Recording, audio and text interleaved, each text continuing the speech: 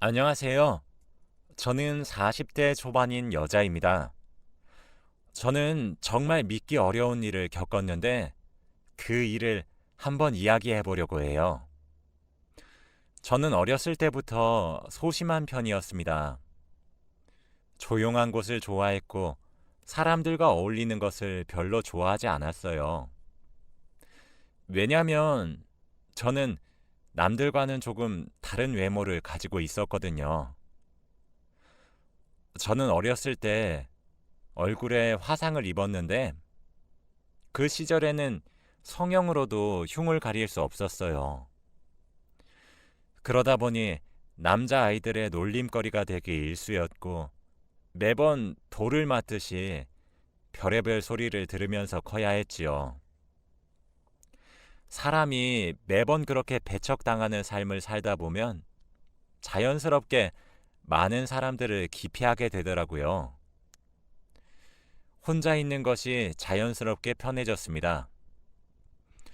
게다가 저는 뚱뚱한 편이에요. 어렸을 때부터 밖에서 마음의 상처를 얻어오면 딱히 풀 수 있는 방법이 없어 폭식으로 스트레스를 풀었거든요. 그러다 보니 솔직히 정말 뚱뚱해요. 솔직히 여자로서 매력적이지 않다고 인정합니다. 학창 시절에 제가 복도를 지나가면 주위에 있던 아이들이 제 걸음걸이를 흉내내거나 저를 따라하며 조롱했어요. 처음에는 저도 사람들과 어울리려고 노력했지만 어렸을 때 받았던 상처들 때문인지 피해 망상까지 생기더라고요. 살도 빼보려고 노력을 많이 했지만 매번 수포로 돌아갔고 자괴감도 장난이 아니었습니다. 그냥 저는 공부에만 몰두하기 시작했어요. 다행스럽게도 서울에 위치한 꽤 좋은 대학교에 입학하게 되었죠. 성인이 돼서 새로운 마음가짐으로 나도 변하고 싶다고 다짐했습니다.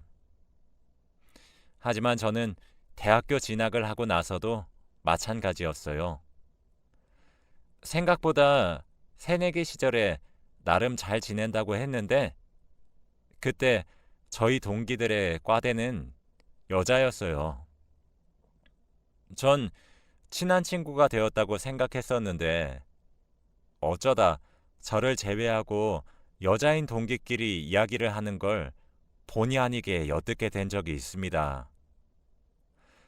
그런데 친구라고 생각했던 애가 저를 조롱하고 있더군요. 돼지라며 저렇게 살쪘는데 자기 관리를 할 생각을 안 한다며 깔깔 웃더라고요. 그 날을 이후로 저는 사람이 둘 이상 모여서 자기들끼리 이야기를 나누면 꼭 제 험담을 하는 것처럼 느껴졌습니다. 마지막이라고 생각하고 정말 최선을 다해보려고 했었는데 말이죠.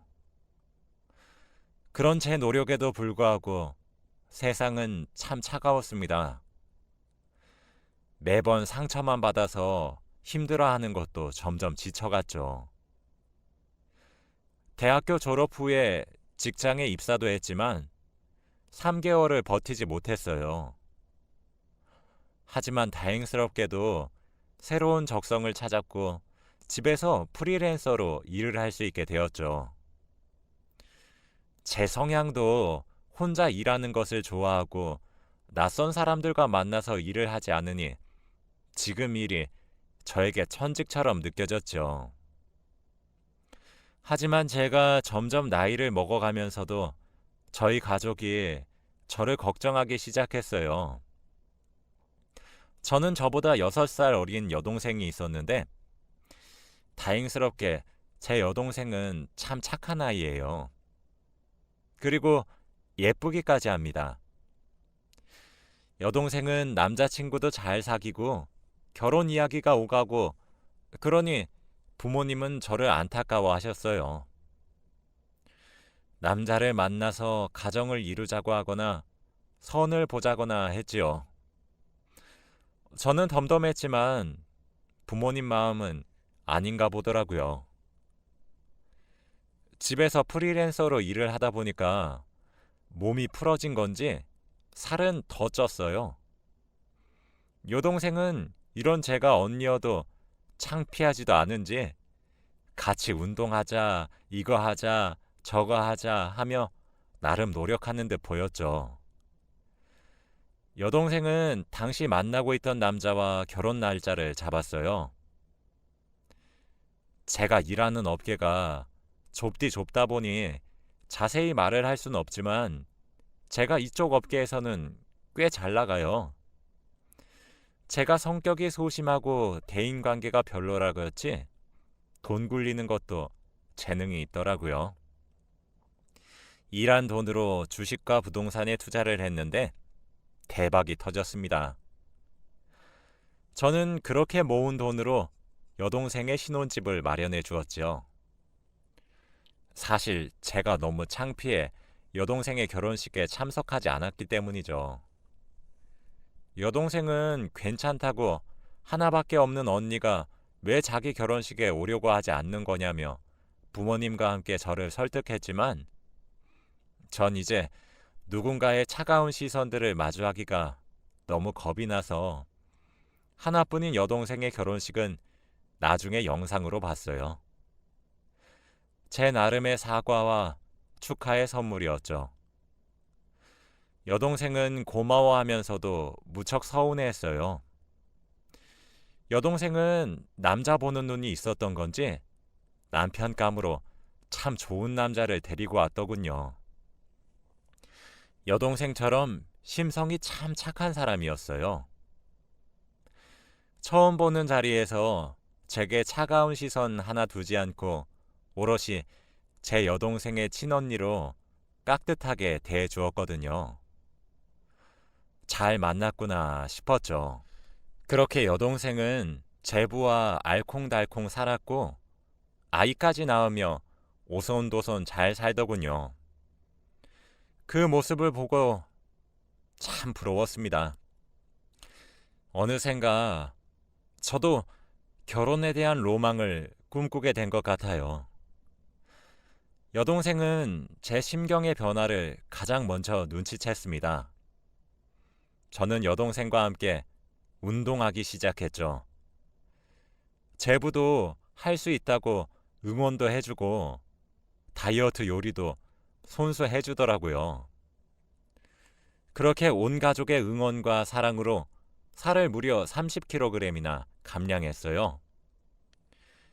트라우마로 남았던 얼굴에 생긴 흉들도 우리나라 성형 기술이 정말 최고라더니 시술을 받으니까 많이 사라지더군요. 흉을 지우면서 함께 눈과 코도 손봤어요. 사람이 성형을 하고 다이어트를 하니 정말 몰라보게 달라졌습니다. 저도 자신감이 점점 생기기 시작했죠. 나이를 꽤 먹었지만 사는 행복을 알게 되었어요. 직업도 프리랜서라 여유롭기도 했고 그동안 안 쓰고 돈만 벌기만 하면서 투자하는 족족 성공하니 돈도 많아서 사는 게 어떤 건지 하나하나 배우기 시작했어요. 그러다 한 남자를 만나게 되었어요. 제 인생에서 아빠를 제외한 첫 남자였죠. 정말 다정한 성품을 가졌던 그에게 제가 빠지게 된 것은 어찌 보면 당연했어요. 처음 만나본 남자였지만 결혼까지 생각하게 되었어요. 제가 그 남자를 만나게 된 계기는 제가 가지고 있는 원룸 건물에 새들어 살고 있는 분이었습니다. 제가 원래도 빈혈이 있었는데 원룸 문제 때문에 부동산을 가야 했던 날이 있었죠. 그때는 정말 한여름이었는데 제가 부동산 코앞에서 그만 길바닥에 쓰러진 겁니다.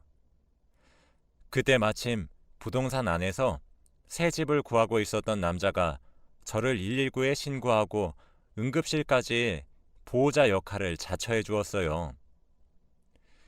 저는 드라마 같은 인연이라고 생각했고 감사 인사를 하다가 먼저 다가온 그 남자에게 빠진 거였죠. 저희는 서로 나이가 꽤 있었기에 만난 지 반년 만에 결혼 이야기가 나왔어요. 사실 처음 만나보는 남자라서 저는 너무 급한 것 같았지만 사랑한다며 하루빨리 함께 살고 싶다고 말을 하는 남자에게 그만 넘어가 버린 거죠. 저희 집에 인사를 드리러 가기로 한 날, 전 예상치도 못한 난관에 부딪혔어요. 하나뿐인 여동생과 제부가 제 결혼을 반대하고 나섰기 때문이에요. 여동생과 제부는 뭔가 쎄한 느낌이 들어서 조금 시간을 두고 더 만난 후에 결혼해도 늦지 않다고 하더라고요. 그때 그 말을 들었으면 정말 좋았을 것을. 전 제가 처음 만난 남자와의 사랑을 축복받지 못하는 기분이 들어서 모욕감까지 들더라고요. 그 남자는 제 불행한 과거 이야기를 듣고도 눈물을 글썽거려준 남자였거든요. 제대로 알지 못하면 빠지라고 성질이란 성질은 있는 대로 낸 뒤 저는 남자와의 결혼을 강행했어요. 누군가 결혼을 반대한다는 생각이 드니까 마치 이 남자가 아니면 안 될 것 같다는 생각도 너무 많이 들더라고요. 여동생과 제부는 수차례 말렸지만 전 들은 척도 하지 않았고 오히려 그렇게 말을 하는 둘을 멀리했어요. 그렇게 전 결혼했습니다. 남편은 당연히 착한 사람이었어요. 여동생은 그 후로도 제게 참견하기 시작하니 자연스럽게 제가 여동생 부부를 멀리하기 시작했죠. 근데 저도 한 번씩은 여동생의 말이 맞았던 것은 아닌가 의심이 들 때가 있었어요. 늦은 나이인 만큼 저는 아이에 대한 욕심도 생겼었거든요. 아무리 제가 남자를 처음 만나도 나이가 있으니 알 건 다 아는데 남편은 큰 욕심이 없는 듯 했어요. 결혼 후에는 아직 너무 설레서 마음의 준비가 안 된 것 같다며 미루니까 뭔가 절대 하지 않는 듯한 느낌이 드는 거예요. 솔직히 짜증이 났어요. 그리고 자존심도 상했죠. 여자인 제가 매달리는 느낌이 드니까 말이죠. 그 후로도 남편에게서 뭔가 이상한 기분을 종종 느꼈었던 것 같아요. 그렇게 신혼생활 3개월 정도쯤 지났을 때 남편이 한밤중에 갑자기 끙끙 앓기 시작했어요. 마침 집에 비상약이 다 떨어진 터라 남편은 근처 편의점에서 진통제라도 제발 사다 달라고 눈물을 흘리는 거예요. 저는 놀래서 헐레벌떡 뛰쳐나갔습니다. 저희 신혼집은 조용하고 한적한 곳에 위치해 사실 편의점까지의 거리가 조금 돼요. 도로도 한적하기도 하죠. 저는 놀라서 미친 듯이 편의점을 향해 뛰어갔습니다. 그리고 그 기억을 마지막으로 모든 기억이 끊겼어요. 저는 사실 지금 병석에서 일어난 지 몇 달 되지 않았어요. 일어나 보니 중환자실이었죠. 일반 병실로 옮긴 후 여동생과 제부 그리고 부모님은 저를 끌어안고 정말 한참을 통곡하시더라고요. 저는 약을 사러 가던 길에 차에 치였고 그대로 한참을 방치되었다고 해요. 하필 시간도 새벽이었고 한적한 곳에 살았기 때문에 길에 지나가는 사람도 없었죠. 그러다 운이 좋게 지나가던 어떤 아저씨 한 분이 아슬아슬하게 119에 신고해서 구조가 되었다고 합니다. 뺑소니 사고였다고 하더군요. 저는 3개월 정도 중환자실에서 멀쩡히 의식을 찾지 못했고 수술도 여러 번 했었어요. 온 가족이 총출동하여 사고의 목격자를 찾으려고 했지만 소용이 없었다고 합니다. 근처 CCTV를 통해 사고 당시 화면을 가질 수 있었는데 자동차 번호를 조회하니 불법 차량이었다고 하더라고요. 남편은 제가 사고를 당한 이후 죄책감에 시달렸어요. 자기가 약을 사오라고 부탁하지만 않았으면 이런 일을 당하지 않았을 것이라며 어린아이처럼 엉엉 울었죠. 심지어 제가 사고가 크게 났고 처치가 조금 늦어서 다리를 조금 절게 되었거든요. 죄책감이 상당해 보였죠.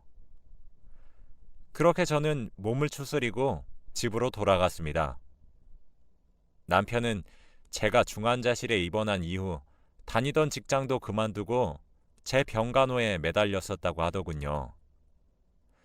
어차피 제가 벌어놓은 돈이 많으니 남편이 이왕 그만둔 김에 저는 남편과 단 둘이서 요양을 하고 싶어져서 1년 정도는 집에서 다정하게 보내기로 했어요. 남편은 저를 지극정성으로 돌봤죠. 어디서 보약도 지어오고 비타민도 사와서 보약은 아침마다, 비타민은 저녁마다 먹었습니다. 그런데 저희 남편이 조금 이상하더라고요. 보약은 컵에 따라서 제게 건네주고 끝이었는데 밤마다 비타민을 먹는 것은 지켜보는 것 같다는 생각이 들었거든요. 그리고 저는 직업 특성상 밤을 새면서 작업을 했던 적도 많아 자는 시간이 제멋대로였는데 비타민을 먹고 나면 거의 10분 내로 잠에 들기 시작했습니다. 남편은 제 말에도 그저 몸이 아파서 쉬고 싶어서 그러는 걸 거야. 자연스러운 현상인 것 같은데? 하며 넘어갔죠. 하지만 어지럼증이 반복되면서 남편의 행동이 부자연스럽다고 느껴지더군요. 저는 남편이 친구를 만나러 나간 주말에 여동생을 집으로 불렀어요. 그리고 함께 제부에게도 제 생각을 털어놓았죠. 결혼 전후를 통틀어서 한 번도 저를 가지지 않은 점, 남편이 주는 비타민을 먹으면 어지러움이 느껴지면서 잠을 자고 일어나면 몸이 무거운 점 등등 제가 이상하다고 생각이 드는 점을 이야기했어요. 여동생과 제부는 심각하게 제 말을 듣더니 아무래도 수상한 것 같다고 말을 하더군요. 제 눈치를 보며 조심스레 말을 하는 모습에 괜찮다고 다독인 후 어떻게 해야 할지 의논했어요. 여동생은 집에 녹음기를 여러 개 몰래 설치하고 녹화를 해보자고 하더라고요. 그러고는 일사천리로 일이 진행이 되었습니다. 정말 화장실을 제외하고 모든 공간에 하나씩 녹음기를 설치했어요. 물론 제 방에도 말이죠. 여동생은 불안하지만 그래도 며칠 동안 남편이 주는 비타민을 먹고 잠들라고 하더군요. 의심을 피해야 된다고 하면서요. 그렇게 며칠이 지나갔어요. 몇 날 며칠을 그렇게 녹음기를 숨겨놨습니다. 사실 수거해서 확인하고 싶었지만 남편도 집에 계속 있다 보니 시간이 나지 않더군요. 그렇게 일주일 정도 흘렀나? 여동생네 부부가 저희 집에 놀러 왔어요. 제부가 자연스럽게 제 남편과 집 밖으로 담배를 피우러 갔고 그 사이에 여동생이 집안 곳곳에 숨겨놓은 녹음기들을 수거했죠. 여동생은 집에서 자기가 듣고 연락해 주겠다고 하더군요. 저는 그때까지만 해도 별일 있겠나 싶었어요. 그리고 바로 다음 날 여동생은 사색이 된 채로 절 데리러 왔고 전 거의 납치되다시피 여동생네 집으로 가게 되었습니다. 무슨 일이냐는 저의 재촉에 여동생은 하얗게 질린 얼굴로 언니, 충격받지 말고 마음 단단히 잡고 들어 하며 이야기를 해주는데 전 충격을 받지 않을 수 없었어요. 여동생이 해주는 이야기는 정말 믿기 힘들었거든요. 언니가 사고 났던 거 범인이 누군지 알아? 바로 형부야. 아니야. 언니, 그냥 녹음 파일 이거 들어. 듣고 이야기하자. 라며 파일을 재생하더군요. 거기엔 남편의 통화 소리가 녹음되어 있었습니다. 소파 밑에 숨겨놓은 녹음기의 파일이었어요. 정말 믿을 수가 없었습니다. 저는 정신을 차릴 수 없었어요. 그리고 이 녹음 내용은 증거로도 쓰이지 못할 거였으니까요. 여동생은 제 양쪽 뺨을 짝 치며 저와 눈을 맞추며 말했어요. 언니, 정신 차려. 지금 언니가 정신 놓으면 어떡해? 언니가 이번에도 이상한 낌새 눈치 못 챘으면 언니, 이번엔 진짜 우리 얼굴 못 볼 수 있었던 거야. 알아? 정신 놓지 말고 똑바로 챙겨. 일단 당장 변호사 먼저 구하자. 변호사 선임해서 이혼 소송이랑 다른 문제도 소송으로 걸자. 언니, 내가 있으니까 괜찮아. 라고요. 그리고 남편에게 오랜만에 여동생네 집에서 며칠 지내다 집에 가겠다고 한 뒤 전 여동생과 변호사들을 찾아갔어요. 두 분을 선임했죠. 우리가 녹음한 파일은 증거물로 채택될 수 없었지만 남편의 전화 내역과 계좌 내역의 조회 등등을 살펴보니 증거가 탈탈 나오더군요. 변호사들도 혀를 찰 정도였죠. 전 그 이후로 남편이 있는 집으로 돌아가는 날을 차일피일 미뤘어요.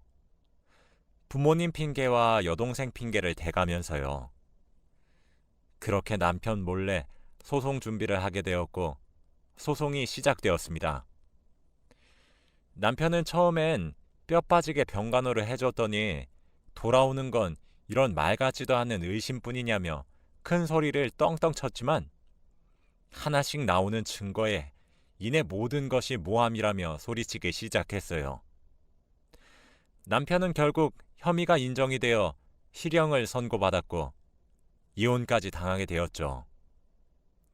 저는 그 후로 다시 부모님 집에 들어와서 살고 있어요. 부모님은 모든 상황을 듣고 눈물을 터뜨리셨습니다. 다리도 절기 시작한 제가 가엾다고 하면서요. 인생을 조금 사신 분들이라면 세상이 참 무섭단 말을 잘 아실 것 같아요. 귀신보다 무서운 게 사람이란 말이 있는데 정말 죽음의 문턱을 한번 밟았고 또 밟을 뻔했던 일을 겪고 나니 이제 남자고 사람이고 아무도 믿지 못할 것만 같아요. 돈 때문에 눈이 돌아갔던 전 남편. 처음 만났을 땐 쓰러진 저를 임시 보호자까지 자처하며 정의로웠던 사람이었는데 범죄까지 저지르다니 아직까지도 제게 일어난 일이라고 잘 믿기지 않습니다. 저는 지금 안정을 취하려고 노력 중이에요.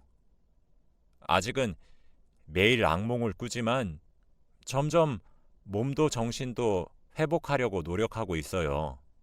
하나뿐인 여동생은 매일 문턱이 다를 정도로 저를 찾아옵니다. 아마 제가 전처럼 우울감에 빠져서 또 사람들을 기피하고 방에 틀어박힐까 걱정이 되는 것 같아요. 저는 과거와 달리 이젠 이겨내려고 노력 중입니다. 조금이지만 바깥에 산책도 나가곤 합니다. 제 목숨을 구해준 여동생과 제부를 봐서라도 죽을 만큼 노력해서 나름대로 행복해져 보려고 해요. 세상이 참 험하고 사람이 참 무섭지만 제가 잘 이겨낼 수 있도록 모두 응원 부탁드립니다. 제 긴 글을 읽어주셔서 감사합니다.